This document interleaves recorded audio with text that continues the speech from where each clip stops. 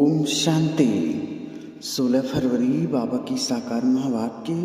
बाबा ने सुनाया, मीठे बच्चे संगम युग पर बाप आए हैं तुम बच्चों की दिल व जान से सेवा करने। अभी यह ड्रामा पूरा होता है, तुम सबको वापस घर चलना है। प्रश्न है, अभी तुम बच्चों की कर्मातीत अवस्था हो नहीं सकती, अंत में होगी, क्यों? उत्तर है, क्योंकि तुम आत्मा जब कर्मातीत बनो तो तुम्हें पावन तत्वों को बना हुआ शरीर चाहिए। अभी तो यह 5 तत्व पतित हैं, जब तक तो पावन बने तब कर्मातीत अवस्था हो। तुम बच्चे जब पूरे पावन बन जाएंगे तो यहाँ रह नहीं सकेंगे। पावन बने तो पावन दुनिया में पावन शरीर चाहिए, इसलिए तुम अभी हाफ कास्ट हो। अंत में तुम्हारा पूरा बुद्धि योग जम जाएगा, तुम पावन बन जाएंगे, तुम्हारे सब विकर्म विनाश हो जाएंगे और तुम्हारी कर्मातीत अवस्था हो जाएगी। गीत है, दूर देश का रहने वाला। ओम शांति। दूर के रहने वाले मुसाफिर, जिस मुसाफिर को सभी मनुष्य मात्र अथवा जीवात्माएं याद करती हैं, जरूर वास्तव में सभी जीवात्माएं मुसाफिर हैं। जैसे बाप को परम धाम से आना पड़ता है, वैसे तुम बच्चे भी परम धाम से आते हो यह पाठ बजाने। मुझे तो सारे कल्प में एक बार आना होता है, इस कारण मुझे कहते हैं रीइंकार्नेशन। तुम एक बार यहाँ आते हो, फिर यहाँ ही पुनर्जन्म लेते रहते हो। मैं एक ही बार बच्चों के पास बच्चों की दिल व जान, सिख व प्रेम से सेवा करने आता हूँ। बाप को तो सब बच्चे प्यारे हैं ना, ऐसा कोई बाप नहीं जिसको बच्चे प्यारे नहीं होंगे। बच्चों को ही बाप से वर्षा मिलता है, वह है हद का बाप, यह है बेहद का बाप। यह कोई नहीं जानता कि बाप कब आएगा। बाप कहते हैं, मीठे बच्चे यह ड्रामा पूरा होता है, वापस चलना है। रास्ता कोई भी जानते नहीं, सिर्फ कह देते हैं वैकुंठवासी हुआ, पार निर्वाण गया। अभी तुम जानते हो बीच में कोई भी वापस जा नहीं सकता। जब सबका पाठ पूरा हो तब बाप को आना पड़ता है। तुम जानते हो, हम सब आत्माएं जब शरीर में हैं तो शरीर के नाते भाई बहन हैं। हर एक को अपना अपना पाठ पूरा करना है, फिर सबको अपने अपने समय पर पाठ रिपीट करना पड़ेगा। बाप को सभी याद करते हैं कि हे पतित पावन आओ, हे सीता के राम आओ। एक राम एक सीता के लिए थोड़े ही आएगा, सभी सीताओं का एक राम है। सब बच्चे याद करते हैं, भक्ति करते हैं। यह ड्रामा 5000 वर्ष का है। बाप कहते हैं, तुम अपने जन्मों को नहीं जानते हो, मैं जानता हूँ। लाखों वर्ष की बात तो कोई बता न सके। मुख्य पहली बात है कि गीता का भगवान कौन है। ड्रामानुसार भूले तब तो बाप आए। सिर्फ गीता पढ़ने से कुछ नहीं होता, बाप खुद ही आकर बच्चों को राजयोग सिखाते हैं। बाप कहते हैं, यह नई नई बातें जो मैं तुमको सुनाता हूँ वह सब प्रायः लोप हो जाएगी, यह परंपरा नहीं चलती। और जो आते हैं उन्हों का ज्ञान तो अंत तक चलता है, एक दो को सुनाते आते हैं। यहाँ न सुनने वाले न सुनाने वाले रहेंगे, सब चले जाएंगे। वहाँ तो यह भी नहीं जानते कि हम 16 कला संपूर्ण हैं। वह तो है ही प्रारब्ध। 16 कला से फिर 14 कला बनेंगे। यह पता रहे तो राजाई की खुशी ही चली जाए। बाप समझाते हैं, ऊंचे ते ऊंचा धर्मशास्त्र पहले होना चाहिए। देवी देवता धर्म स्थापन करने वाले को भूल गए हैं। जितनी गीता की महिमा है उनसे जास्ती ज्ञान सुनाने वाले की महिमा है। और कोई धर्म स्थापन करने वाले को भगवान नहीं कहेंगे।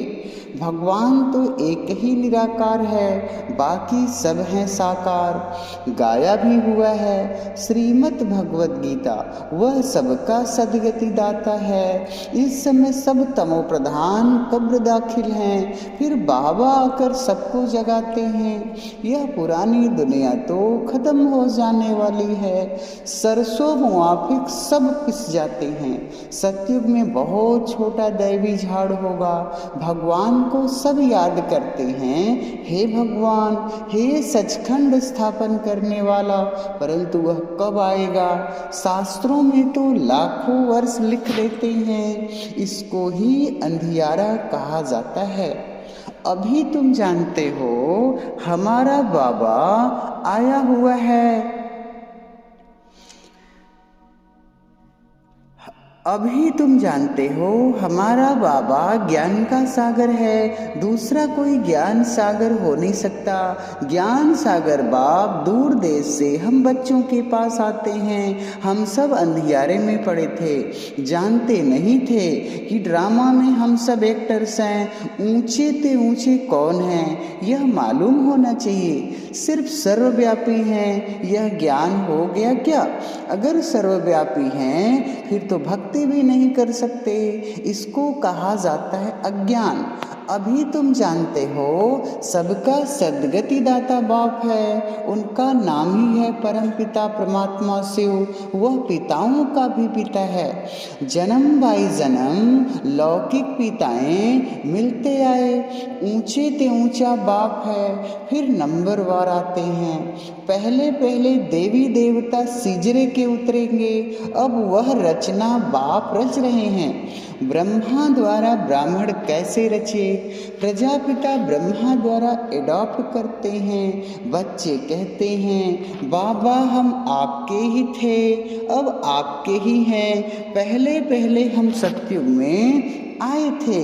इस समय तुम हाफ कास्ट हो, शूद्र से ब्राह्मण बन रहे हो। पूरा पवित्र कर्मातीत पिछाड़ी में बनेंगे। पिछाड़ी में बुद्धि योग पूरा जम जाएगा और विकर्म सब भस्म हो जाएंगे। फिर भी यहाँ तुमको पावन नहीं कहेंगे क्योंकि शरीर पतित हैं। अभी पतित से पावन बन रहे हो, फिर सतयुग में शरीर भी पावन मिलेगा। पूरा पावन बन जाएंगे, फिर यहाँ रह नहीं सकेंगे। जब आत्मा पवित्र हो जाएगी फिर तो 5 तत्व भी पवित्र हो जाएंगे। अभी तुम बच्चे संगम पर हो। सच्चा सच्चा कुंभ का मेला यह है। पानी के गंगा पर जाना यह है भक्ति मार्ग। सन्यासी लोग स्नान करने जाते हैं, फिर भी कह देते आत्मा निर्लेप है। बाप कहते हैं भक्ति मार्ग में तुमने बहुत कुछ सुना, अब जज करो राइट क्या है। यह है अमर कथा, जिससे तुम अमरपुरी के मालिक बन जाते हो। तुमको कभी काल खा नहीं सकता। वहाँ कभी ऐसे नहीं कहेंगे कि फलाना मर गया। यहाँ कितना डर रहता है मौत का, वहाँ तो सिर्फ चोला बदलते हैं। भारत की महिमा बहुत भारी है। जितनी बाप की महिमा उतनी भारत की महिमा। भारत में लक्ष्मी नारायण के अब तक भी मंदिर बनते रहते हैं, परंतु बाप को नहीं जानते तो वह कब आए थे? बरोबर सतयुग में देवी देवताएं थे। जब सतयुग को लाखों वर्ष देते हैं तो उनकी संख्या अनगिनत होनी चाहिए। कोई भी बुद्धि से काम नहीं लेते। कहते हैं गौ के मुख से गंगा निकली है सारी ज्ञान की बात। फिर सूक्ष्म वतन में बैल आदि कहाँ से आया?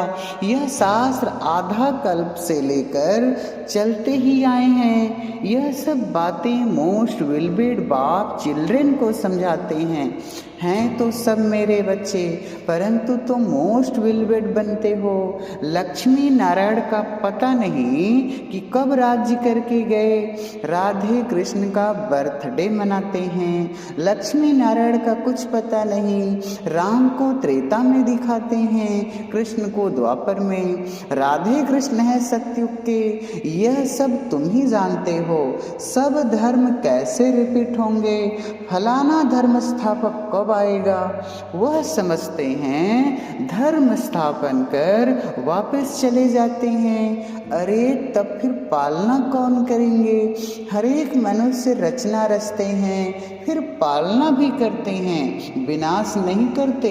हद की रचना करने वाला बाप अल्पकाल क्षण भंगुर सुख दे सकते हैं। कोई को बच्चा नहीं होगा तो कहेंगे हमारे कुल की वृद्धि कैसे होगी। बाप कहते इस समय सब पतित भ्रष्टाचारी हैं। एक गीत है, कहते हैं भारत का क्या हाल हो गया है। फिर दूसरे गीत में है कि हमारा भारत सबसे ऊंचा है। क्या अभी ऊंचा है? नहीं, अब तो बिल्कुल ही पतित है। बाप कहते हैं बच्चे धीरज धरो, यह भी खेल है। अभी दुख के दिन पूरे होकर सुख के दिन आ रहे हैं। इस नरक को स्वर्ग बनाने परम धाम के रहने वाले बाप देश पर आए हैं। बाप कहते हैं मेरा यह जन्म स्थान नहीं तो कोई बताए निराकार बाबा कहाँ आया, किस शरीर में आया, कब आया, क्या करने आया, कोई भी बता न सके। तुम बच्चे जानते हो परम पिता परमात्मा कैसे आकर पतितों को पावन बनाते हैं। बाप कहते हैं बच्चे और कोई मेरे पास इलाज नहीं। लाडले बच्चे तुम मुझे ही पतित पावन कहते हो, सर्वशक्तिमान कहते हो। अब तुमको शक्ति चाहिए 5 विकारों पर जीत पाने के लिए। हिंसक लड़ाई की यहाँ बात नहीं, यह है गुप्त। सिर्फ मुझे याद करो, इसको कहा जाता है अजपा जाप। अभी सबकी वानप्रस्थ अवस्था है, सबको वापस जाना है, वह है शांति धाम। वहाँ से फिर ऑटोमेटिकली तुम सुख धाम में आ जाएंगे। शांति तो तुम्हारा स्वधर्म है। यूं तो इस रावण राज्य में शांति मिल नहीं सकती। बाकी थोड़े समय के लिए चाहते हो तो अशरीरी होकर बैठ जाओ, शांति तो सबको चाहिए। अगर 101 करोड़ भी शांति में बैठ जाएं तो भी शांति हो न सके। यह है ही अशांति की दुनिया। शांति के लिए कोई राय नहीं निकल सकती है, यह तो गॉड फादर की ही जवाबदारी है। तुम जानते हो देवी देवताओं का राज्य था जिसको वैकुंठ कहा जाता था। अब कलयुग का अंत दुख धाम है, वह है शांति धाम, स्वीट होम। स्वीट फादर भी वहाँ रहते हैं, वह है सुख धाम, यह है दुख धाम। बीच में और धर्म निकलते हैं, वृद्धि होती रहती है। उन्होंने तो कल्प की आयु लाखों वर्ष कह दी है। इसको कहा जाता है घोर अंधियारा। सतयुग है घोर सोचरा। मूल वतन में है अपार शांति, यहाँ हम पार्ट बजाने आए हैं। बाप कहते हैं हे आत्माएं सुनती हो, अपने कान रूपी ऑर्गन से तुमको याद है यह ड्रामा का चक्र कैसे फिरता है। तुम इस समय त्रिकालदर्शी हो। तुम ब्राह्मणों के सिवाय कोई त्रिकालदर्शी नहीं है। ऋषि मुनि कहते थे हम ईश्वर को नहीं जानते हैं, नास्तिक हैं। अब तुम आस्तिक बने हो। बाप और सृष्टि चक्र के आदि मध्य अंत को जानते हो। तुमको तीनों लोकों की नॉलेज मिली है, सिवाय तुम्हारे कोई को भी यह नॉलेज नहीं है। लक्ष्मी नारायण को न त्रिलोकीनाथ न त्रिकालदर्शी कहेंगे। त्रिलोकीनाथ मनुष्य नहीं हो सकते हैं। तुम तीनों लोकों और तीनों कालों को जानने वाले हो। लक्ष्मी नारायण को भी त्रिलोकी का ज्ञान नहीं है।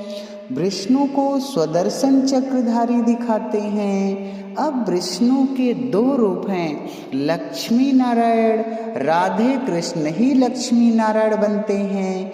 इस समय कितने अच्छे यादगार मंदिर बनाए हैं, परंतु इनकी बायोग्राफी को तो जानना चाहिए ना।